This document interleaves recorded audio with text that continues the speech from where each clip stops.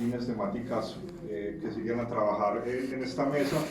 Entonces, bueno, doy entonces la palabra pues, al doctor Juan Ormeño, que nos va a presentar una ponencia titulada Racionalidad Institucional. Bueno, le cedo la palabra al doctor. Gracias.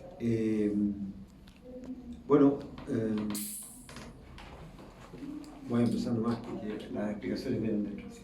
¿Sí?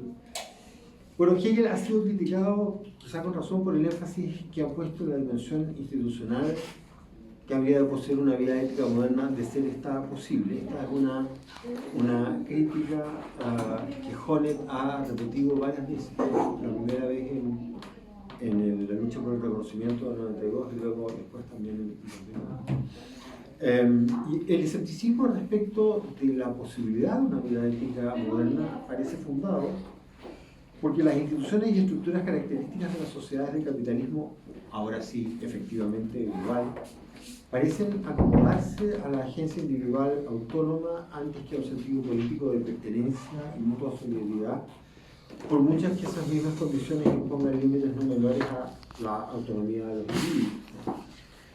Con todo, Hegel Maduro creyó que en cierto sentido la posibilidad de una vida ética moderna dependía crucialmente de una comprensión correcta de la libertad y de la existencia de instituciones que pueden ser concebidas, por lo menos, como condiciones de posibilidad de ejercicio de esa libertad, ¿no? Si la libertad se entiende como la posibilidad que la gente tiene de reconocer racionalmente en lo que ha hecho su propia agencia, entonces ser libre dependería crucialmente de la racionalidad de estas instituciones. Sin embargo, cómo haya de concebirse la racionalidad es materia de controversia, ¿no?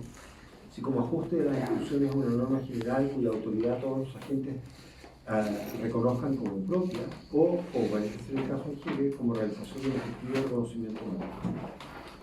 Y precisamente una de las líneas de pensamiento más productivas, del que podríamos llamar vagamente el mecanismo contra ha hecho de esta idea un modelo de la dinámica normativa del conflicto social, de la lucha por el reconocimiento, y un telos al que esa dinámica debería apuntar, el reconocimiento mutuo, que al menos sirva como baremo para la crítica de las múltiples relaciones entre agentes, sean estos institucionales, o sean estas relaciones meramente interpersonales en las que en lugar de reconocimiento hay, o sea, cuando falta reconocimiento hay menosprecio y violencia.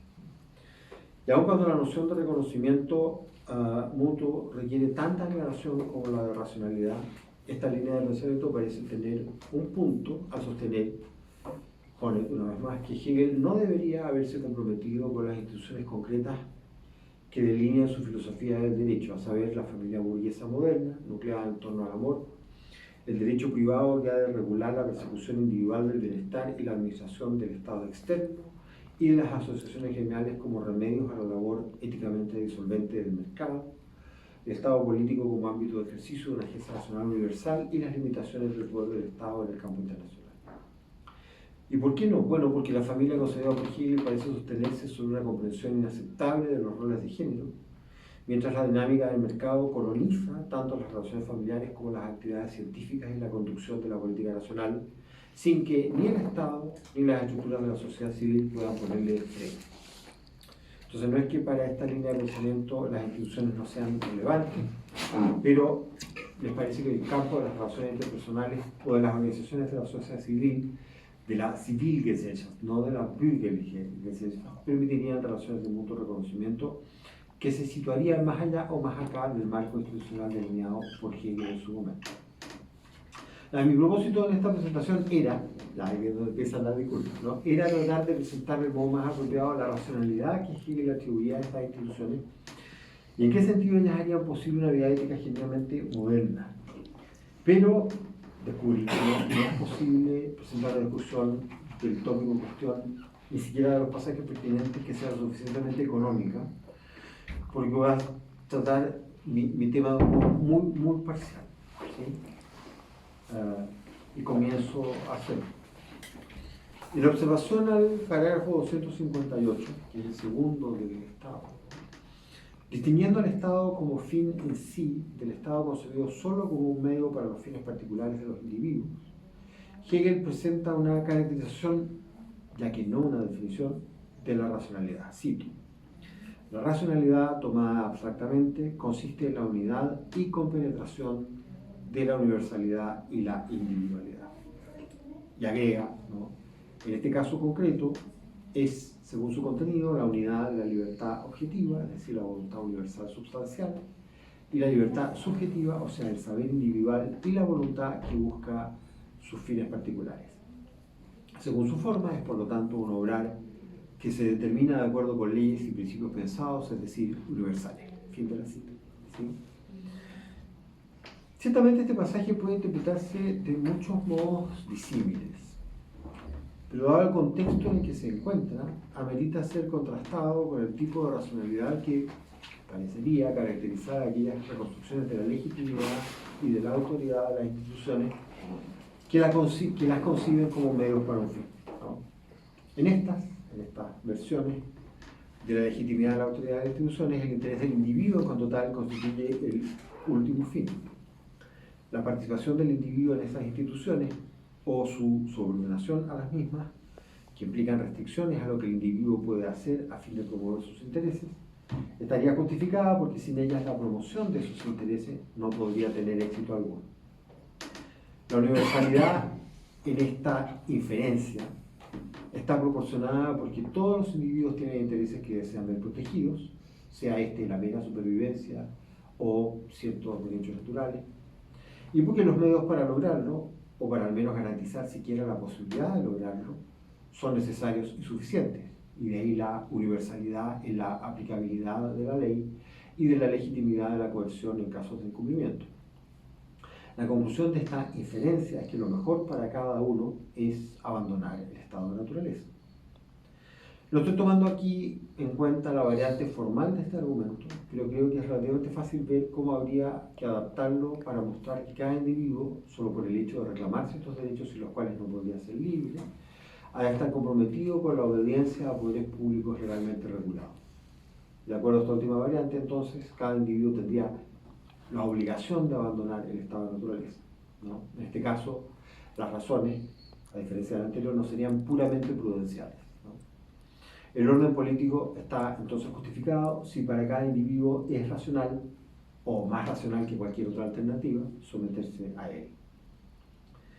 Creo que es prudente sugerir que la discrepancia de Hegel con estos modelos de racionalidad práctico-política no debería consistir en atribuirle la opinión a Hegel, de acuerdo con la cual ninguna de esas inferencias fuese racional. Es decir, que por unilaterales que a Hegel puedan parecerle, y por razones de consistencia interna, Hegel debería admitir que tales inferencias son instancias imperfectas de la unión de la universalidad y la individualidad. Desde su punto de vista, se trataría en estos casos de los únicos tipos de unión entre ambas cosas, ¿no? Universalidad e individualidad, de los que el entendimiento sería capaz. Es decir, una unión en la que la universalidad se impondría como una restricción a la libertad de los individuos, como si tuviese sentido decir que estos, los individuos, son libres, incluso cuando, o sobre todo cuando, actúan sin universalidad alguna, incluso cuando actuasen sin siquiera representarse de algún modo aquello que desean. Esto último pretende ser algún tipo de reducción, ¿no? Es decir, pretende sugerir que la agencia humana se distingue de la actividad autoorientada del animal, porque la primera implica conocimiento del fin en su razón de fin y la proporción al fin de lo que se ordena a él, para decirlo como lo habría dicho Tomás de Aquino en el artículo 2 de la cuestión sexta de la prima secunda de la Suma Teológica, ¿no? Lo que conlleva la representación del fin como un universal que puede subsumir bajo suyo distintos modos de lograrlo, requiriendo, por tanto, de la gente deliberar cuáles sean los mejores medios para alcanzarlo, ¿sí? O sea, ¿en qué sentido es una reducción, ¿no? Porque si la pretensión de las filosofías del entendimiento de unir lo universal con la individualidad conciben esto último como algo puramente exterior, de modo tal que habría individualidad libre sin universalidad. Entonces, claro, no está ni siquiera a la altura de Tomás de Aquino, ¿no? Que reconoce que la diferencia entre la agencia animal y la humana consiste precisamente en que mientras el animal tiene un conocimiento del fin, pero imperfecto, ¿no?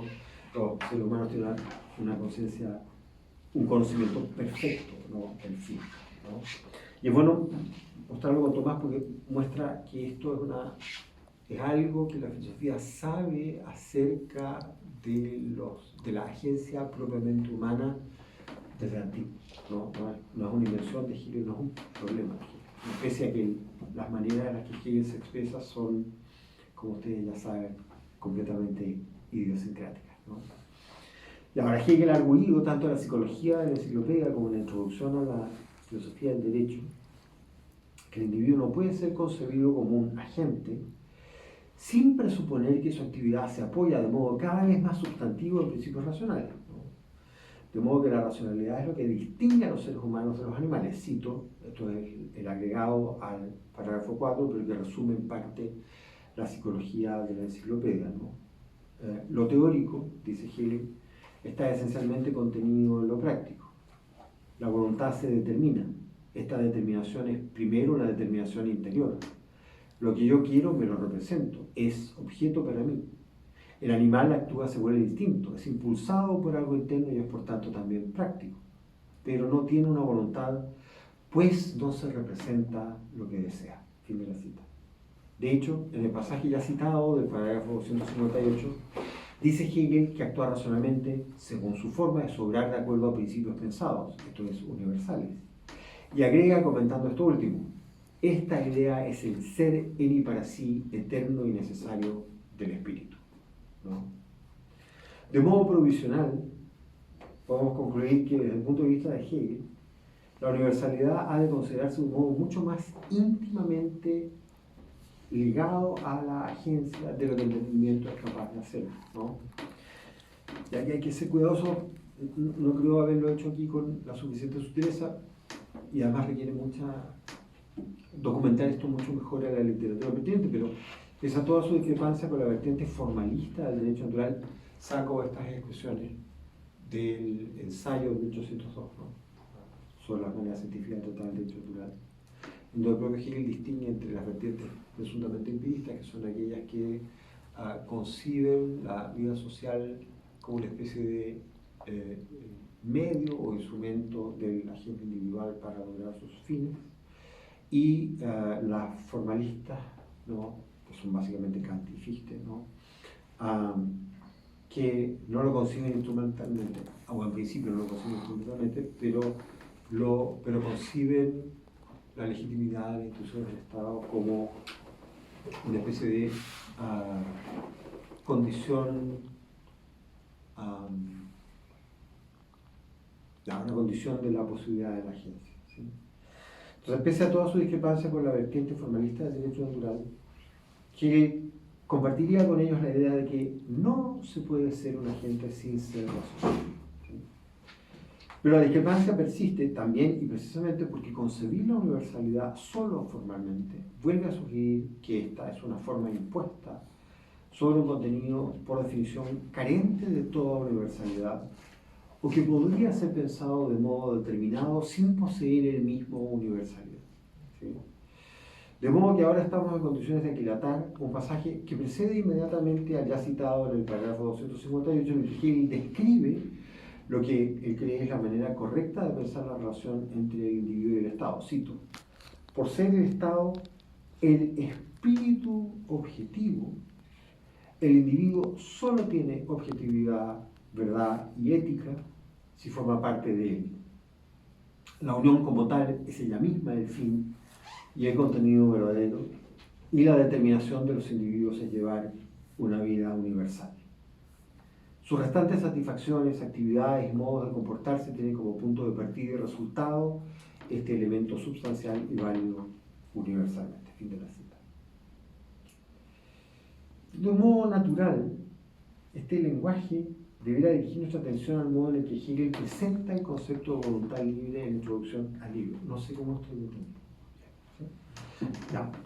Allí realiza Hegel una presentación informal, es decir, no conforme con las exigencias metódicas de lo que a su juicio constituiría una exposición científica, del concepto de voluntad por medio de la noción de autoconciencia, ¿no? La presentación apropiada del concepto de voluntad libre tiene, como ustedes saben, ¿no?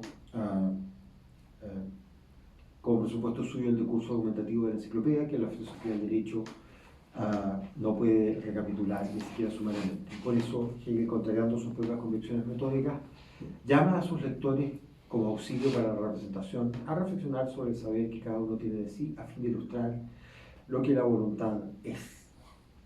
Y esta ilustración de la voluntad se lleva a cabo en los párrafos 5 a 7 de la introducción, como ustedes saben. Lo que voy a hacer ahora es sugerir un análisis que trate de vincular el vocabulario del párrafo 158 con lo que Hegel dice aquí, ¿no?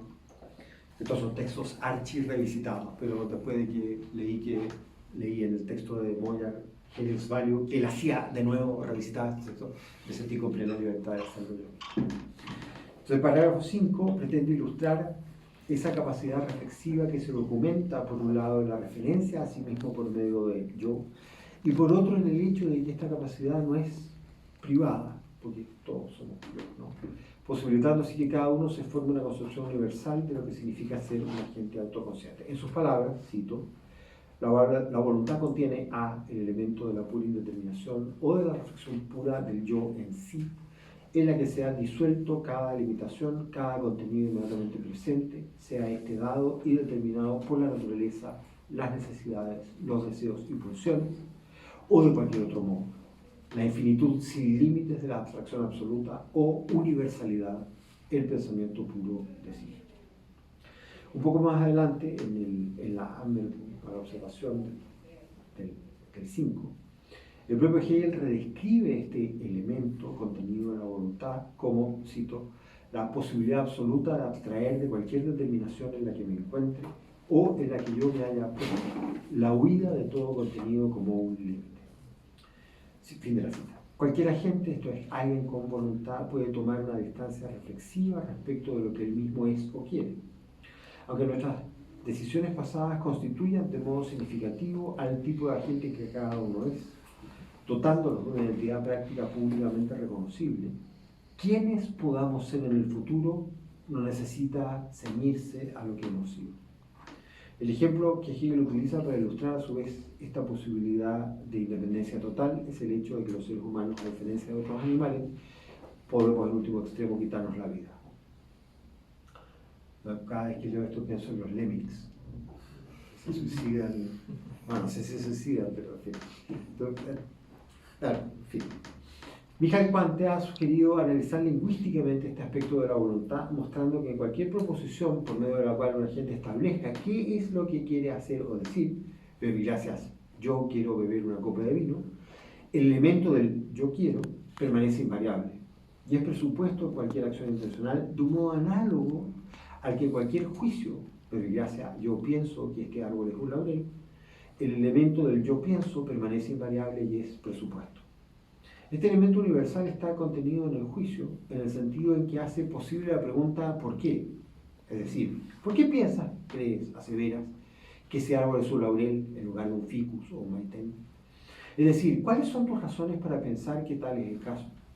De un modo análogo, ese elemento universal está contenido en la voluntad, haciendo posible la pregunta ¿por qué? ¿O para qué? Verbigracia. ¿Por qué te levantaste tan temprano hoy? ¿Sí? Es decir, ¿cuáles son tus razones? ¿Qué querías lograr o conseguir por ese medio? ¿No? El elemento universal nos permite introducir la cesura entre el yo quiero y cualquier posible complemento, mostrando con ello que el yo no puede ser identificado con ninguno de ellos. Quienes estén familiarizados con la crítica comunitarista de Sandra Rawls reconocerán esto como un punto importante. Me queda poco tiempo. El 6, ¿no?, ilustra esa capacidad de autodeterminación en el sentido que una gente que persigue un fin se lo ha propuesto, ¿no? Cito, yo es igualmente el transitar desde la indeterminación indiferenciada a la diferenciación, es determinar y el poner una determinidad como un contenido y objeto, sea este contenido dado por medio de la naturaleza o producido a partir del concepto del espíritu. por medio de este ponerse a sí mismo en cuanto a un determinado entre el yo y la existencia externa en general, el momento absoluto de la finitud o particularización del yo. Mientras la universalidad del yo es el primer momento contenido en la voluntad, un yo real es un yo particular cuya voluntad se dirige hacia algo como hacia el objeto suyo. Yo quiero, al igual que yo pienso, parecen proporciones necesitadas de complemento para poder ser significativas. La metáfora espacial con la que se suele hablar de la intencionalidad, tanto teórica como práctica, el estar dirigido a, puede servirnos aquí para mostrar la diferencia entre el primer momento y el segundo. Yo pienso, al igual que yo quiero, no hace más que indicar una carencia sin que en ella se encuentre esta ya especificada. Yo quiero que P sea el caso, en cambio, nos proporciona el esquema de un acto intencional orientado en cierta dirección. Hegel comenta a este respecto en sus notas manuscritas: aquí no todavía yo quiero algo, sino la dirección de la voluntad hacia algo, particularización, reflexión, elección. Importante aquí es que aquello a lo que la voluntad se dirige, quiere, siempre es algo particular. Los ejemplos de Hegel: dinero, casa, tu bienestar, la felicidad de los seres humanos, la del Estado, ¿no? Una voluntad real lo es precisamente porque se hace públicamente caracterizable como esta voluntad, ¿no? Que puede ser indexicalmente, ¿no? Indicada. Ya, me salto para llegar a 7, que es la parte importante. Doctor, un momento, para confirmar la presencia de David Moreno, no está. Al ser único expositor. Ok, entonces aprovechemos al doctor. Adelante, doctor. Se quedó en la otra obra, está exponiendo David Moreno. Míralo. Bueno, en fin. Ya está. Y bueno. Entonces vuelvo a lo que está haciendo. Lo importante es que el elemento universal sea preconcepto de la voluntad. Una voluntad solo es real en la medida en que se identifica con objetivos o metas particulares que por medio de la acción pretende alcanzar. En el lenguaje de la fenomenología del espíritu, la voluntad se hace real en la medida en que adquiere un ser para otro. Es interesante notar la ecuación entre existencia exterior pública y particularización y contrastarla con el elemento universal. La caracterización pública del yo, por medio del patrón de sus elecciones, no pasa de ser una descripción de lo que una gente ha querido, sin que ello remita necesariamente a las razones o normas que justifiquen o proporcionen coherencia a dichas elecciones. Y por eso parágrafo 7, ¿no? Pretende ser conclusivo, ¿no? Ahí dice Hegel: la voluntad es la unidad de estos dos momentos, la particularidad reflejada en sí y por ello reconducida hacia la universalidad, la singularidad, la autodeterminación del yo, ponerse en algo en cuanto negativo de sí mismo, es decir, ponerse como determinado, limitado y permanecer consigo mismo en su identidad consigo y universalidad, y en la determinación unirse o concluirse solo consigo mismo. Fin de la cita. La voluntad ha de ser entendida, para Hegel, como la unidad, como la unión tanto de la universalidad del yo quiero, como de la particularidad expresada en el esquema yo quiero que P sea el caso. Semejante unidad no consistiría simplemente en la juxtaposición de ambas fórmulas, pero una pretensión más específica, de acuerdo a la cual, en la particularización, en la persecución de un fin concreto, el yo permanezca universal. Si esto se entendiera simplemente como la posibilidad que la gente tiene de abandonar la persecución de un fin, no habríamos avanzado nada desde la declaración del yo universal. Lo que Hegel quiere decir más bien es que el yo puede permanecer universal en su particularización siempre y cuando se identifique racionalmente con los fines y proyectos que tiene, es decir, que vincule su elección de fines con la concepción general que tiene de sí mismo como agente. Y asumo que hay que entender ese racionalmente, provisionalmente, como posibilitando una agencia coherente, que no se socave a sí misma. Una cuestión que no tiene que ver simplemente con la consistencia que los fines elegidos tengan con un plan de vida, sino más ampliamente con la consistencia que los fines de la gente tengan con la forma de vida de la que la gente forma parte, tal que la persecución de esos fines particulares el agente pueda verse respaldado y reconocido por los demás, es decir, por aquellos con quienes comparte esa forma de vida. Es decir, de acuerdo con 7, ¿no?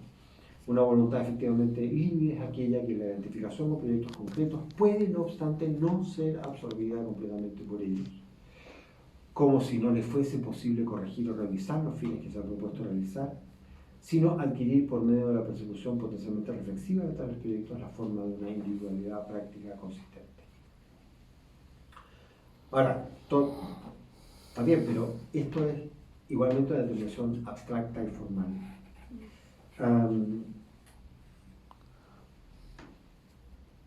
Y que es abstracta y formal queda claro porque en las notas manuscritas que hizo su propio ejemplar Hegel, ¿no? Él comenta a propósito del 7, cito, este retorno de la voluntad en sí es lo formal, en primer lugar, en general, un deber ser. Uno siente igualmente que depende de la naturaleza de lo particular, si yo, de hecho, está en ello consigo mismo.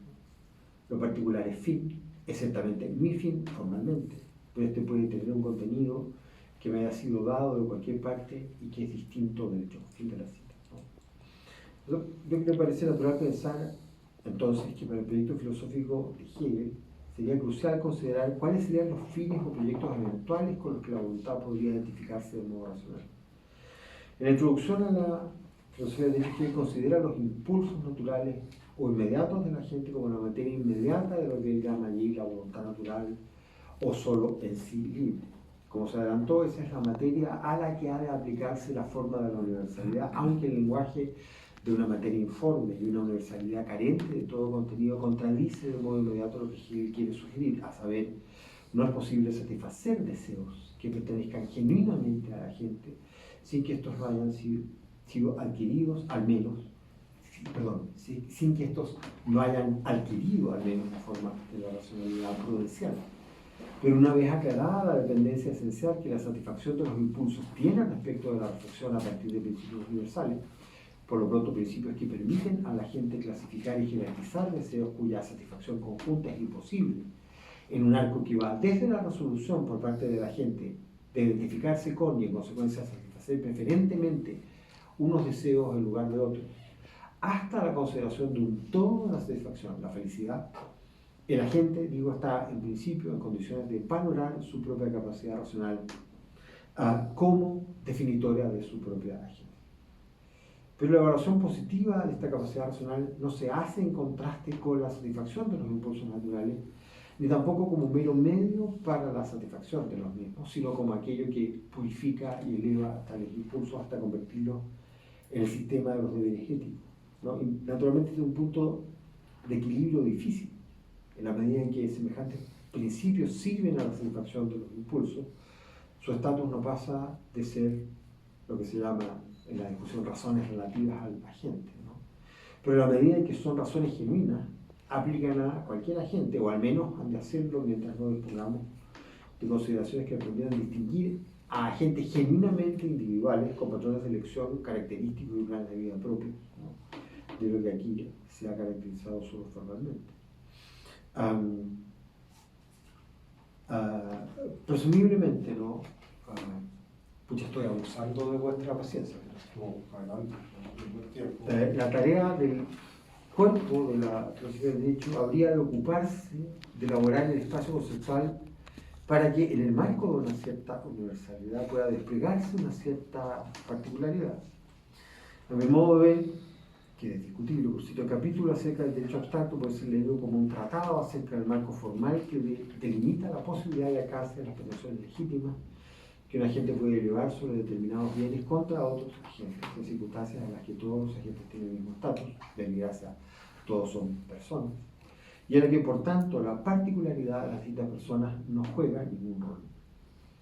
La sección dedicada a la moralidad, en tanto, tiene como propósito principal especificar cuáles son las condiciones formales que es necesario tener en cuenta a fin de caracterizar la agencia individual como momento necesario para la actualización del concepto de voluntad libre, al tiempo que pretende señalar los límites que semejante concepción formal trae consigo. Esto es, que no podemos pretender poseer una imagen completa de lo que significa ser un agente libre atendiendo solo a esas características formales, y además el fin abstracto al que se orienta la agencia moral, que es el bienestar, tanto individual como colectivo, como el bien en general. Y parte de la insuficiencia de estas figuras parece residir en la indeterminación en la que dejan la acción de los agentes, cuestión que resolvería la vida ética, que sería un tratado probablemente del bien genuinamente humano, ¿sí? Pero aquí yo creo que nos encontramos con la que creo es la verdadera dificultad. porque, está bien, ya, en el derecho no hay, no tenemos una guía que indique qué veras debemos perseguir, sino solo un marco amplio que nos dice qué no debemos hacer a otros en particular, ¿no? Mientras que en la moralidad disponemos de criterios formales vinculados con la posibilidad de dar cuenta de que la gente actuó intencionalmente bajo ciertas condiciones, ¿no? Lo que significa ser una gente. Y la eticidad con que nos encontramos, bueno, como conjunto de instituciones que tienen una estructura teleológica. O sea, tanto la familia como la arquitectura institucional de la sociedad civil revelan ser instituciones que poseen una estructura teleológica, como he dicho, una cuestión que ha sido considerada como una marca de su presunta espiritualidad en contraste con la naturaleza, ¿no? En la que incluso la necesidad de caracterizar algunos de los procesos, de sus procesos teleológicamente, como en el caso de los organismos vivos, no llega a la forma de la individualidad, ¿no? Porque el individuo meramente vivo se orienta inconscientemente de acuerdo a fines, la búsqueda del placer, la evitación del dolor, que pertenecen en cierto sentido o garantizan la mantención de la especie, no la del individuo. La finalidad permanece así externa. Y sería natural pensar que la prohibición en la presentación que Hegel hace puede ser leída como una prohibición en el modo en que los individuos correlacionan su particularidad con una finalidad universal. En el caso de la familia, incluso la dimensión universal es particular. En el caso de la sociedad civil, lo propiamente universal es meramente concomitante con la finalidad individual, pero aquello no es propiamente constitutivo de esto. Ni siquiera en el caso en el que la universalidad sea querida explícitamente por los individuos por su carácter instrumental. Y solo en el caso de la vida política en el Estado, este carácter teleológico universal se haría completamente explícito. Pero ¿y dónde nos deja eso? ¿No? ¿Dónde nos deja la idea de que el fin de los individuos es llevar una vida universal? No podemos sino pensar allí en Aristóteles hablando de la socialidad del animal humano en Política 1, ¿no? ¿Sí? Y con esto concluyo, ¿no? Entonces, aquí yo tengo que coincidir en parte con Pippin. Decir todo esto no es un argumento para quienes participan de esta institución, ¿no? O sea, el develamiento de esta arquitectura teleológica no es una razón para que los agentes se comporten de acuerdo a las reglas de las instituciones, sino una especie de diagnóstico filosófico o una reconstrucción filosófica, ¿no? De acuerdo a lo que dice en el prólogo, ¿no? De lo que es. Y en cierto sentido, la racionalidad de las instituciones no es la racionalidad práctica de quienes participan en ellas. Gracias por vuestra paciencia.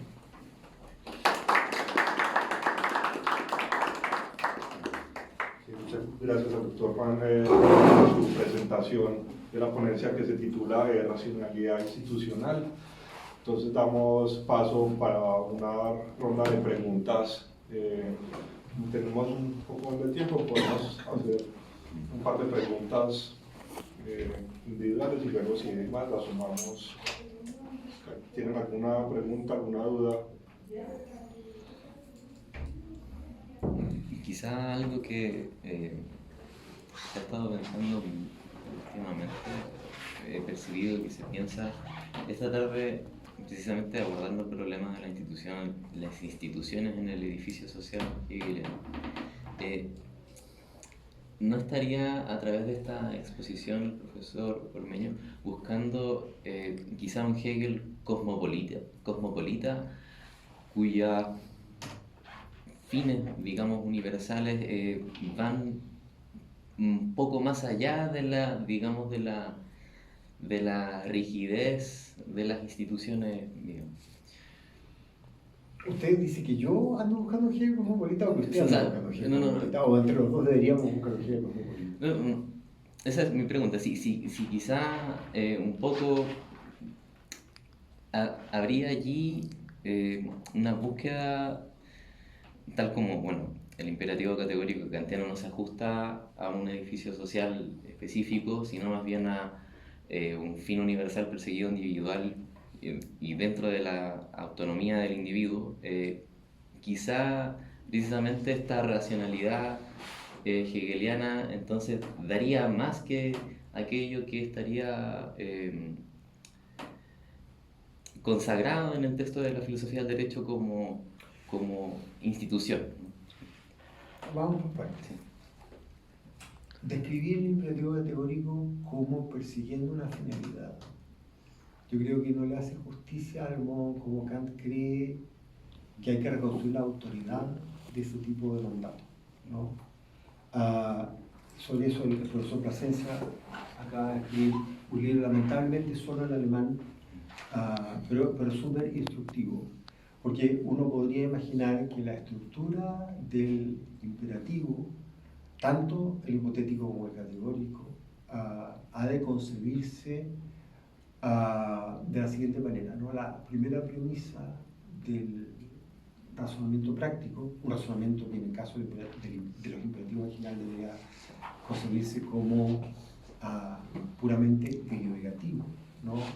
Establece la ley a la cual el agente ha de ajustar su conducta. Esta ley puede ser la que está expresada, en el caso del imperativo hipotético, en una conexión objetiva entre un fin y los medios necesarios y suficientes para lograrlo, y en el caso de un imperativo categórico, la ley moral, ¿no? Y una premisa fáctica, ¿no? Que da cuenta de la situación en la que la gente se encuentra, ¿no? Y cuya conclusión tiene la forma general de un mandato, de un gebot. Debe, si quiere envenenar a su suegra sin dejar rastro, entonces debe hacer lo que la razón le recomiende, que supongo será no comprar el veneno en ningún lugar donde usted vive, ¿no? Negar su root. Y en el caso del imperativo categórico, no, usted debe hacer esto y lo otro. Sí, entonces, el punto es importante porque la diferencia entre ambos imperativos es que el primero puede ser reconstruido teleológicamente, el segundo. ¿Sí? Entonces, y eso es muy importante para la diferencia que Hegel tiene respecto de Kant. Porque ahí es donde empiezan todos los problemas. Porque claramente Hegel cree que la voluntad, cuando es libre, lo es no entendida en el sentido kantiano, ¿no? De la autonomía de la voluntad, sino porque en la persecución de sus fines, para usar lo que, ¿no? Se encuentra completamente cabecido, ¿no? O sea, podemos perseguir ciertos fines con los que podemos identificarnos de un modo completamente heterónomo, ¿no? Que es el caso de la superstición, por ejemplo, ¿sí? O es el caso de esa descripción de la vida social en la que usted hace lo que todos hacen, porque ese es el modo como se hace entre nosotros, ¿sí? Lo que no es una razón, o sea, puede describir la práctica, pero difícilmente puede ser concebido como una razón a que el individuo tuviese para actuar, que pudiese resistir a algún tipo de escrutinio, que tome distancia de la práctica en cuestión, ¿no? Y entonces, claro, Hegel caracteriza la voluntad libre como una voluntad que se identifica con un cierto fin, ¿no? Pero este fin tiene que estar concebido de modo tal que la identificación de la voluntad con ese fin pueda ser racionalmente defendida, ¿sí? ¿Y qué significa racionalmente? Por eso no podía hablar de todo, sino, bueno, ¿qué significa esto de que la racionalidad abstractamente concebida sea la compenetración de la universalidad con la individualidad? Una manera rara de decirlo, prima facie no del todo inteligible, ¿no? Yo traté de darle una cierta plausibilidad, ¿no? Y además, en cierto sentido, eso reproduce la estructura del razonamiento práctico. Tenemos una premisa universal, tenemos una premisa particular, tenemos una conclusión que supuestamente debe ser individual. ¿Sí? Nada de eso me compromete con ningún tipo de cosmopolitanismo. ¿Sí? El problema es que, y ahora sí, esto es una cuestión, Hegel pensaba que eran posibles ciertas cosas, ¿no?, en su propuesta de una vida ética moderna. Y la pregunta es si eso es actualmente real.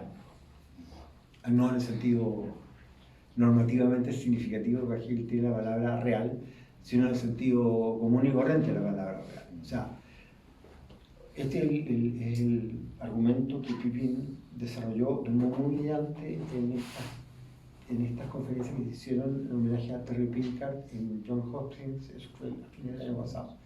Gracias a la pandemia pudimos asistir a todas las conferencias internacionales. ¿Sí? Y la tesis básicamente es esta. Hegel pensaba que por medio del trabajo los individuos podían tener una fuente de la propia valía que al mismo tiempo que, digamos, se hace cargo del hecho de que en la sociedad civil existen las necesidades, los individuos son completamente interdependientes, con todo permite afirmar su propia autonomía porque debe esa valía a su propia obra, ¿sí? Al hecho de que él no es dependiente de nadie en el pueblo, como lo había dicho Kant, sino que es dependiente de todos y entregándose a todos, como solo no se entrega a nadie. Pero las condiciones del trabajo en la sociedad neoliberalizada, es difícil que el trabajador pueda obtener de ello una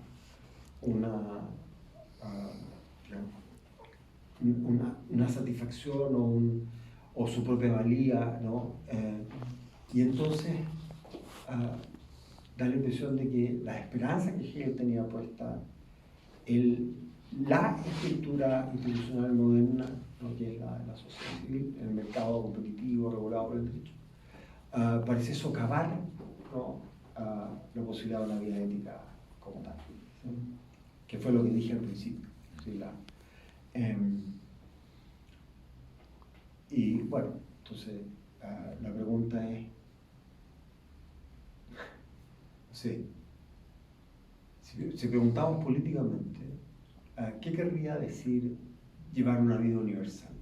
¿No? Hacer todo lo que el Estado dice que tenemos que hacer, cumplir con nuestros deberes mínimos, pagar nuestros impuestos, ir a votar cuando nos corresponde, leer el diario para estar informado, ¿no?, la religión de los modernos según Hegel, y tener esta Gesinnung, ¿no?, patriótica, que consiste precisamente en querer cumplir con estos deberes, pagar los impuestos, votar, qué sé yo, ¿sí? O, esto ya es una versión completamente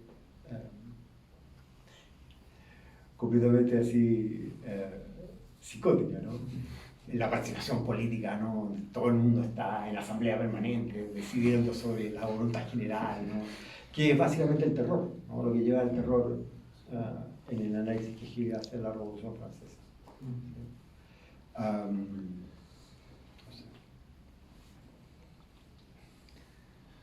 Muy bien, ¿alguien más?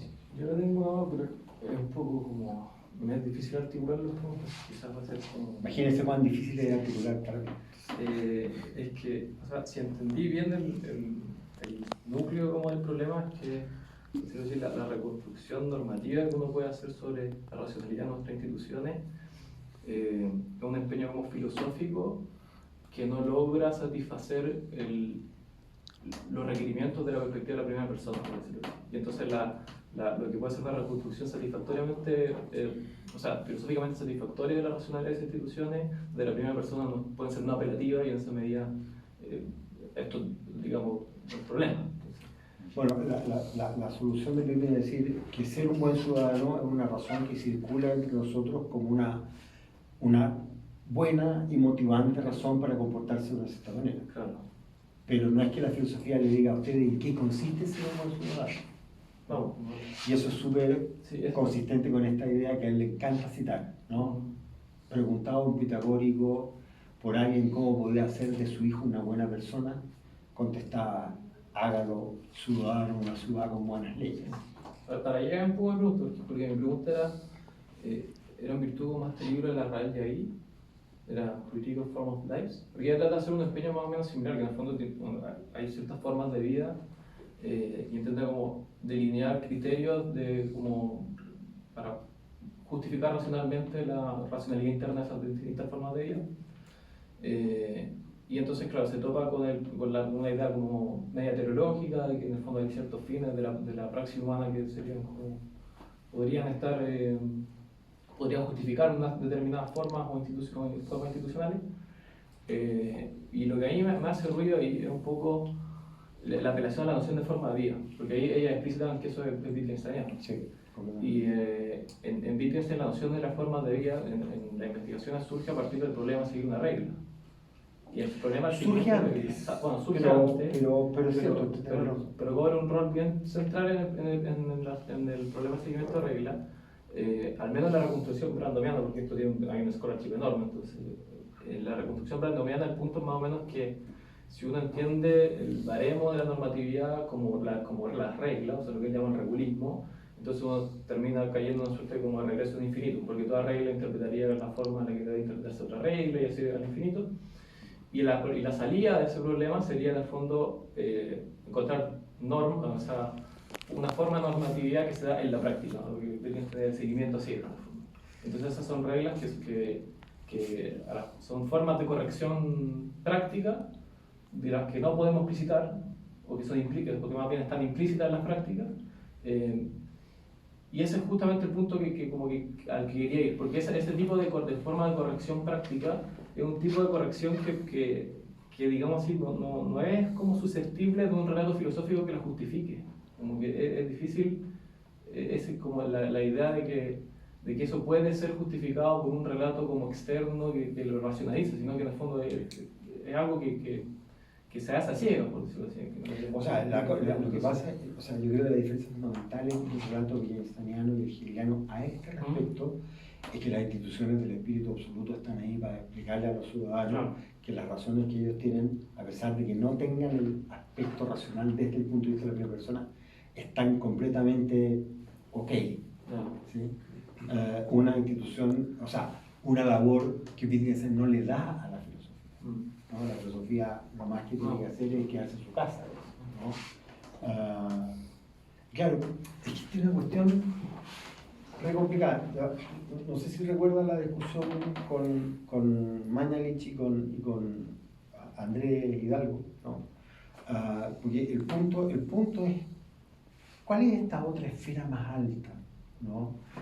Que permite concebir como delimitada, es decir, como no pudiendo trascender más allá de ciertos límites de la esfera de la justicia, ¿no? O la esfera del espíritu objetivo, ¿no? ¿Y cuál es la relación que hay entre esa esfera más alta, ¿no? Y esta, ¿no? ¿Sí? No es una pregunta trivial, esa es la pregunta que Fulda, creo, trató de responder en un libro famoso, ¿no? No sé si es un libro o un artículo, ¿no? El derecho de la filosofía y la filosofía del derecho. ¿Cuál es el rol que la filosofía debe cumplir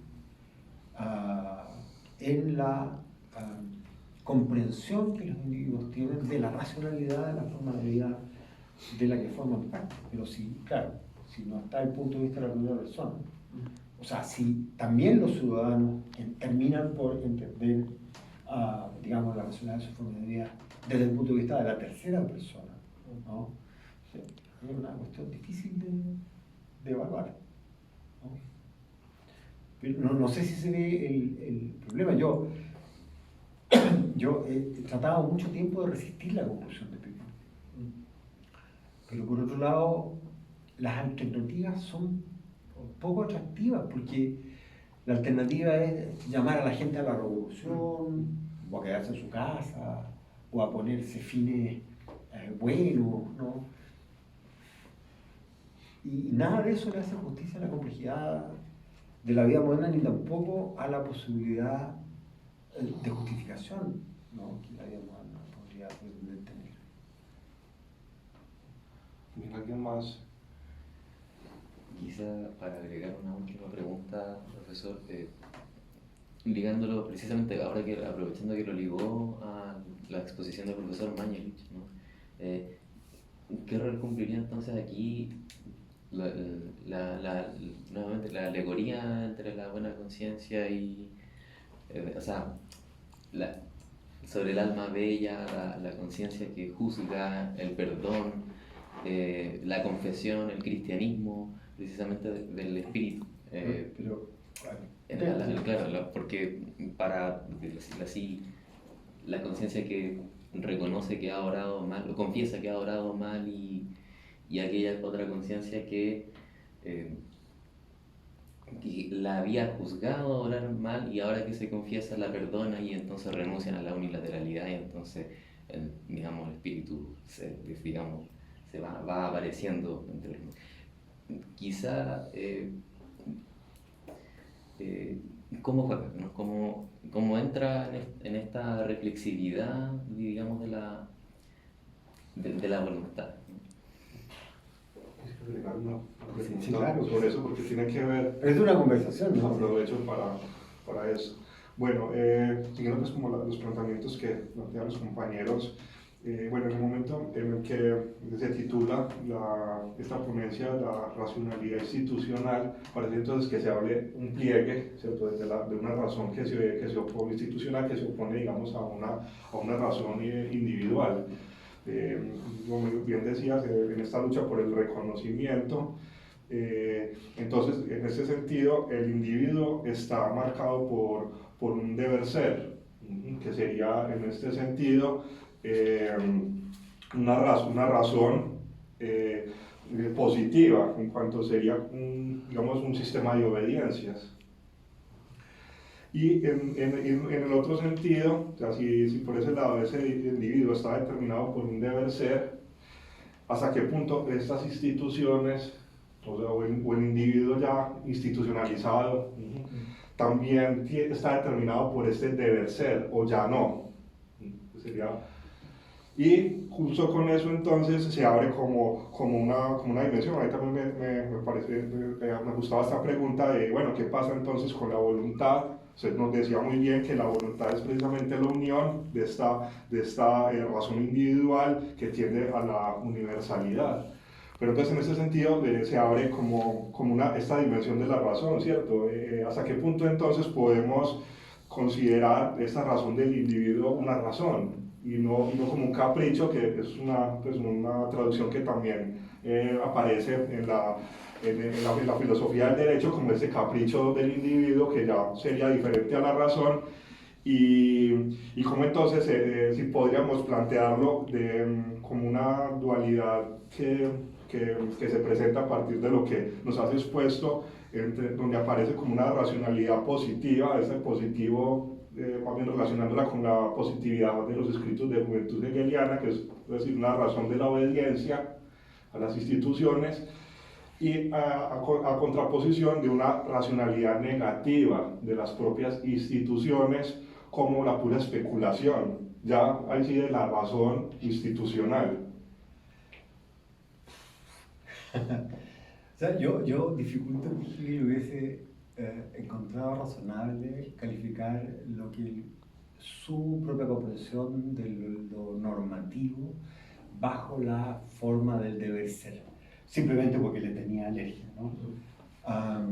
O sea, porque eso parece presuponer, de nuevo, ¿no?, la imagen de acuerdo a la cual la universalidad es algo impuesto desde afuera sobre una materia anteriormente informe. Lo que haría hasta cierto punto inexplicable por qué esa materia, en este caso los deseos, impulsos de los seres humanos, ¿no?, habría de conformarse necesariamente a esa forma, ¿no? Lo digo así porque ese es el modo como Hegel habría planteado también la objeción del formalismo, además, a la filosofía no solo práctica, sino también especulativa de Kant, ¿no? Y que el propio Kant, un problema al que el propio Kant parece pretender intentar resolver la ética del juicio, ¿no? ¿Cómo es posible no que a partir de una cierta regla, ¿no?, subsumamos un caso bajo ella, sino cómo podemos descubrir en el caso, ¿no?, los indicios que nos permitirían encontrar a partir del caso la regla que esté siguiendo. O sea, el punto es, el propio Kant parecería haber visto que la idea de que hay una materia informe a la cual un cierto marco universal se aplica exteriormente, lo que hace es extremar una posibilidad escéptica, que es así, pero caricaturizando al máximo, la posibilidad eddingtoniana. Tenemos una red que lanzamos al mar y tenemos peces que son todos mayores que los huequitos de la red. Pero no sabemos si hay peces más chicos, porque nuestra red tiene esta estructura, ¿no? Claro, y esa posibilidad es fatal para la pretensión kantiana de fundar el conocimiento empírico objetivo. Entonces, ese es el problema. Describir la cuestión en términos de deber ser, ¿no?, implica concebir lo normativo como algo externo a aquello que ha de ir normal, ¿no? Y yo creo que Hill, no sé si se esfuerza tanto en dejarnos claro, o sea, se esfuerza en dejarnos claro que eso es lo que no quiere, pero no sé si se esfuerza también en dejarnos claro cuál sería la versión positiva de este asunto, como una norma. O sea, yo creo que eso tiene que ver mucho con el lenguaje en el que está acuñada esta idea, ¿no? La idea de que una ciencia filosófica real, ¿no?, es el concepto del ámbito sobre el cual trata y la realización del concepto, ¿sí? Donde la realización del concepto contaría como con este puente entre la mera norma, ¿no?, y la aplicación, pero que no es simplemente exterior. Entonces, rechazo la formulación de deber ser. Pero es cierto que, bueno, toda la crítica post-hegeliana a Hegel lo ha manifestado, que Hegel es bueno para la negatividad hasta cierto punto, pero lo que le interesa es el resultado positivo, reconciliador, verdaderamente especulativo, sí, y que, claro, que impregna, por ejemplo, el prólogo de la filosofía del derecho, ¿no? Sí, hay que reconocer lo que es, ¿no? Y la tarea de la filosofía es decir qué es lo que es, no inventar un mundo, ¿sí? Entonces, bueno, yo creo que esos son problemas serios, pero que, bueno, en un pensador tan sistemático como Hegel no pueden ser resueltos sin mirar el resto del sistema, y entonces ahí podemos abordar la cuestión de la religión, ¿no? O sea, la religión lo que hace es abandonar, en cierto sentido, el campo de la objetividad, ¿no?, ante la realidad en la que el espíritu se encarna en instituciones, ¿no?, para abordar el ámbito en el que el espíritu puede, por primera vez, pensarse a sí mismo en cuanto espíritu, o como lo diría yo, ¿no?, pensar. Esta es una formulación que creo que Finck hizo alguna vez. El espíritu absoluto lo que hace es tratar lo que es sagrado como sagrado, ¿no? Permítame tratar de ejemplificar la idea, ¿no? Las normas son seguidas precisamente cuando no se reflexiona sobre ellas, no se piensa si son racionales o no, sino que cuando son lo justo y bueno, ¿sí?, los preceptos antiguos, ¿no? Como dice la Antígona, ¿no? Nadie sabe de cuándo viene este derecho, ¿sí? ¿Sí? Pero una vez que comienza la reflexión, ¿no?, naturalmente se desata una especie como de ateísmo de la vida ética, ¿no?, que impide afincar allí, ¿no?, en esas normas ningún punto fijo, ¿sí? Ahora, una vida ética moderna no puede ser como la vida ética de la antigüedad, en la que hay normas que son obedecidas simplemente porque son las normas, ¿no? Pero la dimensión reflexiva acerca de lo sagrado, ¿no? No está en la vida ética. Está en la religión, en el arte, en la religión, en la filosofía, ¿no? O sea, la norma última de lo bello es la presentación sensible de la idea, ¿no? Y la norma última de la religión es la idea presentada en el elemento de la representación que incluye el movimiento reflexivo de la subjetividad, una cosa que estaría hasta cierto punto ausente en la realización estética, ¿no? Pero solo en la filosofía ahí ya tenemos todo lo que tenemos que tener en el lenguaje científico apropiado, ¿no? Entonces, y esto implicaría entender estas cosas como instituciones, ¿no? Pero todo esto es raro. O sea, nuestras universidades son instituciones que no se dedican al cultivo de la verdad, ¿no? Sino que forman profesionales de acuerdo a estándares impulsados por el mercado, ¿no? Sí, y no sé. Entonces, es difícil establecer el asunto, pero claramente, claro, el momento del perdón señala el límite último del espíritu objetivo, ¿no? O sea, ahí ya abandonamos el terreno, el terreno de las instituciones políticas, ¿no?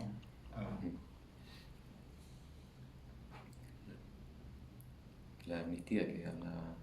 Bueno, sí, pues por eso la amnistía que presenta la gracia en la forma de la ley, Claro. es una intromisión en el espíritu objetivo de una esfera completamente distinta, más alta, ¿no? Sí, no sé. Pero pensarse como una superación dialéctica entre el crimen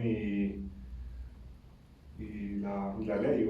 Pero lo que pasa es que ese es el punto de Mañalich, que además yo creo que Hegel muchas veces explicita muy apropiadamente que el contrario de la ley es el castigo. O sea, si hay crimen, debe haber castigo, ¿no? Y la manera en la que él le gusta expresarse así, ¿no? Las Eumenides están en reposo hasta que son excitadas por el crimen, ¿no?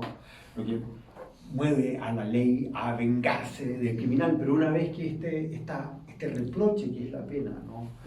Que ha de ser proporcional, bla, bla, bla, ¿no?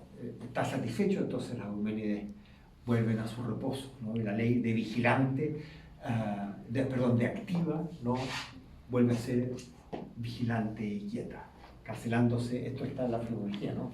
Cancelándose el movimiento de la individualidad contra la ley y de la ley contra la individualidad.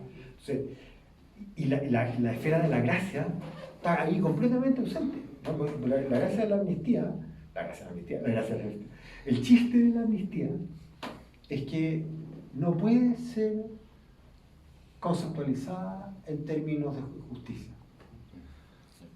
El final de la Orestiada, los dioses amnistían a Orestes por el crimen de su madre y de su tío. ¿Pero lo amnistían o lo juzgan? Eso es difícil porque le acabo de leer esto a Moya en el Hegel Soil. El Hegel de los ensayos, entre comillas, juveniles, ¿no? de Jena, claro, tomaba a la Orestiada como su modelo para pensar la posibilidad de una vida ética moderna, ¿no? Porque pensaba, ¿no? que el final de la obra implicaba la reconciliación de la existencia de las instituciones éticas con el crimen, ¿no? Y por lo tanto sí, hay una dimensión graciosa, ¿no? Pero el Hegel inmediatamente posterior, o sea, el Hegel de 1805 o 6, ya no está pensando en esas mismas teorías, ¿no? Pues o sea, así como brevemente, el Hegel post-sistema de electricidad entiende como un momento necesario la negatividad que él parece creer está íncita en la autonomía de la voluntad, en el hecho de que usted y yo podamos tener una discordia hasta el final, ¿no? Hasta la lucha a muerte, ¿no?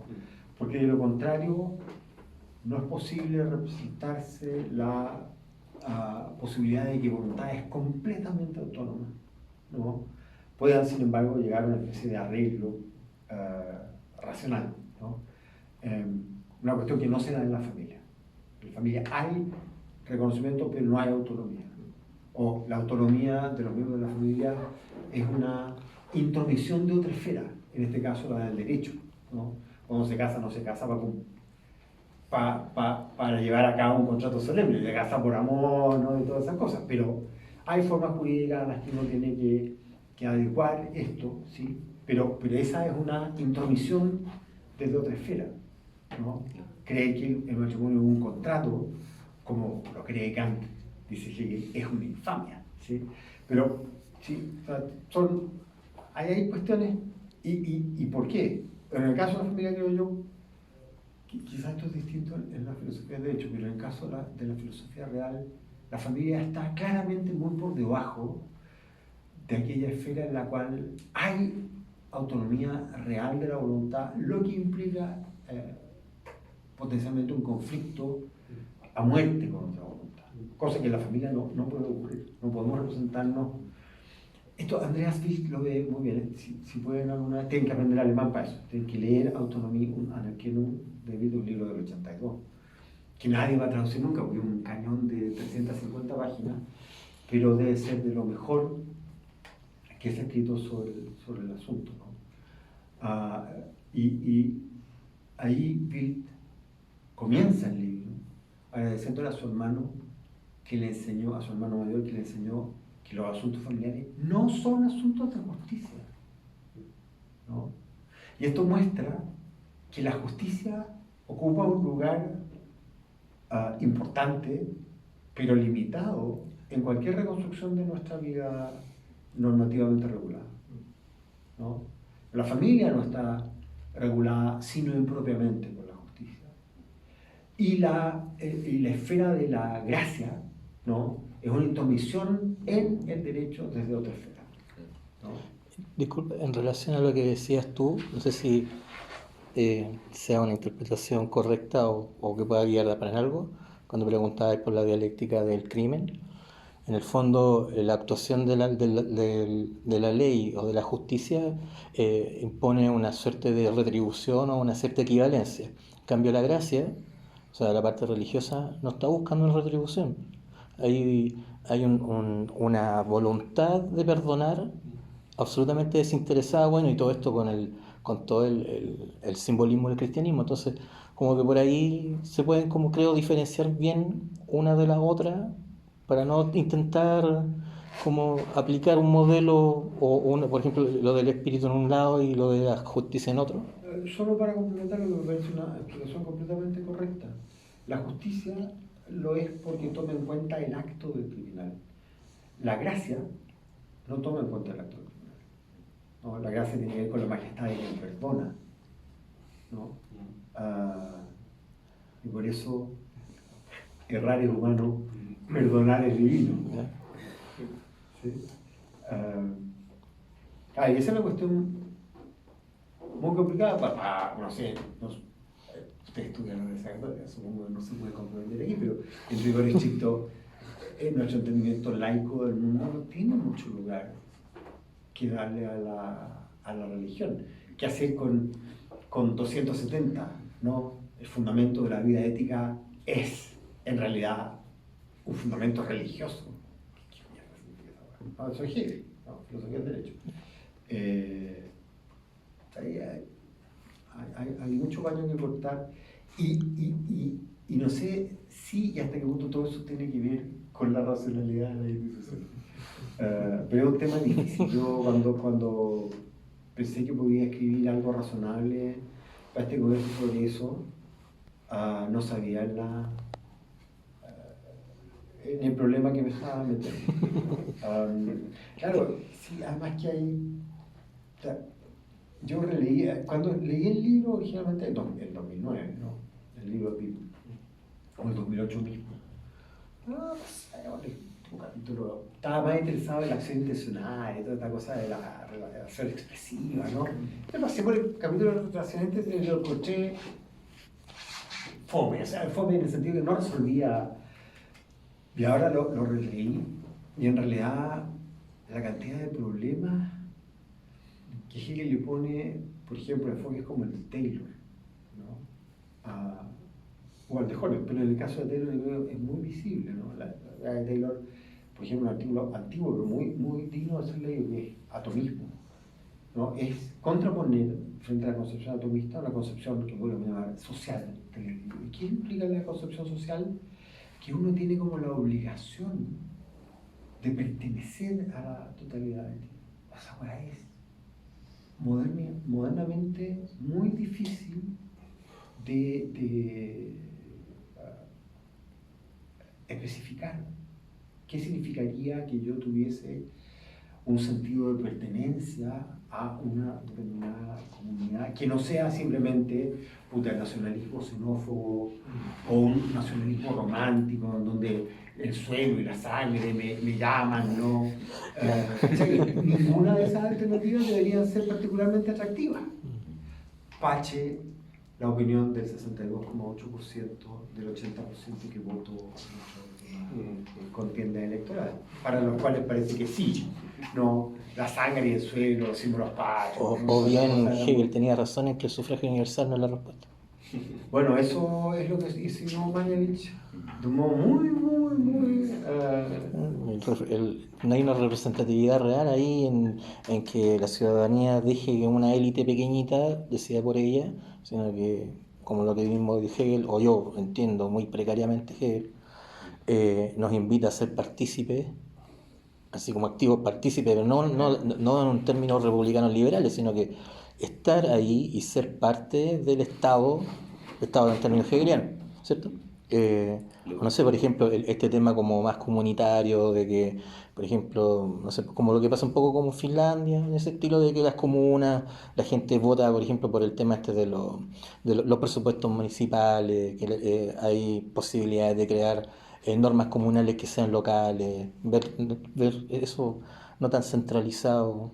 Claro, pero de nuevo, ahí los individuos están representándose a sí mismos o están hablando a nombre del barrio. Porque en la imagen clásica de la democracia, incluso la democracia representativa, la idea básica es que por medio de la deliberación se configura una voluntad popular y que no es aquella de la cual usted había partido, sino que, digamos, por la discusión, ¿no? Por último, si es la misma ahora como una especie de reflective endorsement, ¿no? Una especie de, ya, sí, pienso lo mismo, pero ahora tengo razones, ¿no? Con las que puedo justificar esta idea que yo tenía originalmente así, solo porque era xenófobo. Ahora creo que los migrantes en realidad no hacen daño, porque esto es después de la discusión. Eso no mejora eventualmente las razones, si es que las razones no son malas, pero ciertamente le dan otra calidad, ¿no? Y en principio, bueno, esto es puro optimismo metafísico, ¿no? Que a través de la discusión no vamos a llegar a una especie como sí, ya, está bien, pero si no hay esa discusión, o sea, si el plebiscito finlandés sobre si vamos a poner los arbolitos aquí o vamos a poner los arbolitos acá, solo es hecho porque a mí no quiero que me dé sombra en Finlandia, como hace frío, que me dé sombra aquí, entonces yo quiero que el árbol vaya en la otra, y el vecino del frente dice, no, yo quiero, sí, y cada uno decide como un átomo, tenemos el mismo problema local que tendríamos en la versión. Porque si la realidad, por ejemplo, esta es una idea norteamericana que deberíamos apreciar más, la idea del caucus. La realidad se reúne, discute, ¿no? Y después vota, pero tiene una discusión al respecto, ¿no? Vamos a ver a Justin. Ok, entonces... Bueno, damos por terminada esta mesa. Agradecemos al profesor Juan Ormeño por esta excelente presentación y a todos los presentes también por hacer parte de esta Por sus excelentes de preguntas. esta charla tan amena. Estuvo muy bueno, personalmente lo disfruté mucho y la participación de todos. Entonces, bueno, muchas gracias a todos y mañana continuamos con otra. Gracias a usted por la Gracias a ustedes. excelente